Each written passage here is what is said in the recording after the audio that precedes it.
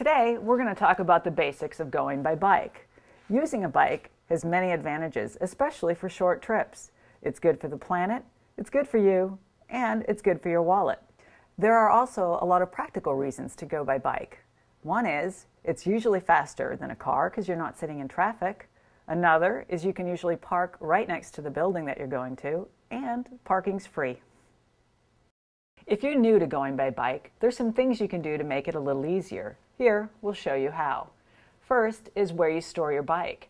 If you store your bike on the ceiling, like a lot of people, it's not very convenient to get down and ride. There's better ways to do it.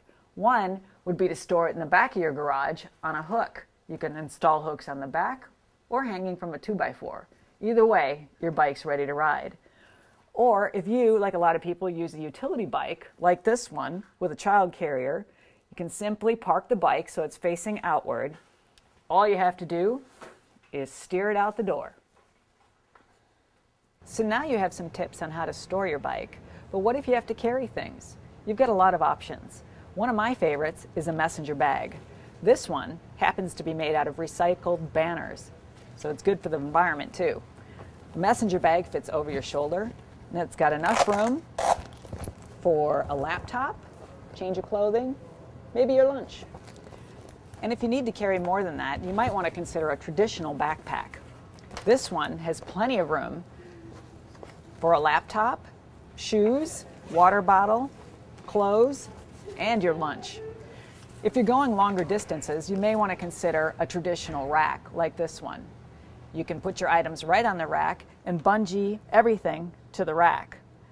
If you have more items than that, you may want to consider a bob trailer. A bob trailer is a pull-behind vehicle, and you can put a lot of items in that. So no matter whether you're carrying a few items or a lot, you have many options. Another important question to ask is, how's the weather? If it's nice out, regular pants and a shirt will do just fine. Don't forget your helmet.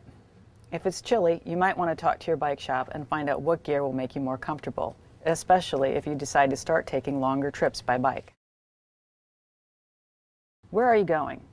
9 times out of 10, a person on a bike will pick a different route than someone driving. A driver almost always picks the quickest, shortest route, usually major thoroughfares. A bike rider should consider side streets, legal bike paths, and bike lanes when available. The best route is usually where you have the best combination of low car traffic and a wide enough lane to allow both car and cycling traffic. If you have a trip you plan on taking on a regular basis, a quick look at a map may show you a route that you never consider in a car. Remember, you are responsible for obeying the same laws as drivers. Ride carefully, obey all traffic laws, and check your state bike advocacy agency for a handy card on rules of the road as they pertain to cyclists. Another great thing about going by bike is the parking. You can't get any closer than right next to the door. Once you've got your bike in the rack, all you need is a lock. I like to use a cable lock. I'll tell you why. This particular bike has quick release in the front and in the rear. It would be very easy for someone to take a wheel. So I'm going to use a long cable lock and lock both wheels and the bike to the rack. No rack? Make a suggestion to the shop owner that they get a rack to encourage more people riding to the store.